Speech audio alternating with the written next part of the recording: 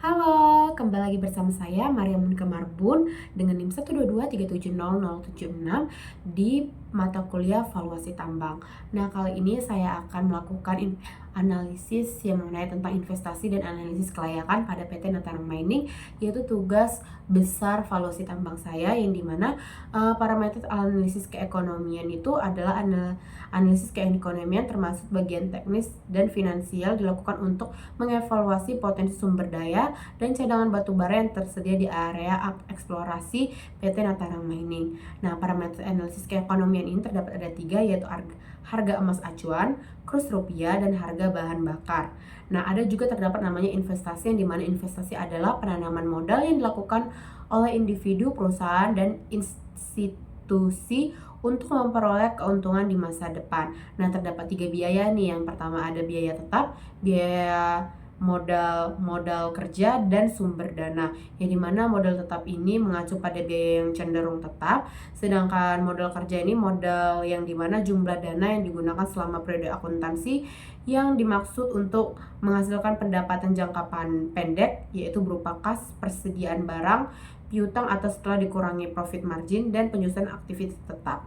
Nah, dalam modal kerja ini terdapat 2 biaya, yaitu biaya langsung dan biaya tidak langsung, yang dimana biaya langsung biaya sewa peralatan tambang, biaya pemakaian bahan bakar, biaya pemeliharaan peralatan, dan biaya penelitian laboratorium. Sedangkan biaya tak langsung ini adalah asuransi alat, gaji karyawan, asuransi tenaga kerja, biaya kantor, biaya pengelolaan, iuran tetap, dan pajak bumi dan bangunan. Nah, terdapat adanya sumber dana, yang sumber dana ini diambil pada PT Natarang Mining atau pertambangan emas ini, yaitu ada modal sendiri dan adanya modal pinjaman. Nah, terdapat juga biaya produksi, yang dimana biaya produksi tetap adalah biaya yang tidak berkaitan langsung dengan proses produksi barang. Apabila terjadi pengurangan produksi, nominal biaya tidak akan berubah. Biaya produksi tetap meliputi gaji karyawan dan pengembangan pada masyarakatnya. Nah, pendapatan atau merupakan pendapatan yang diperoleh jangka waktu tertentu. Pendapatan yaitu semua yang diterima dari hasil penjualan barang dan jasa yang didapat dalam unit usahanya nantinya. Nah, terdapat juga nanti adanya laporan keuangan yang terdiri dari laba rugi, arus kas, dan juga neraca. Nah, terdapat analisis kelayakan, yang dimana inilah guys, ada namanya nilai IRR, NPV, dan juga PBP.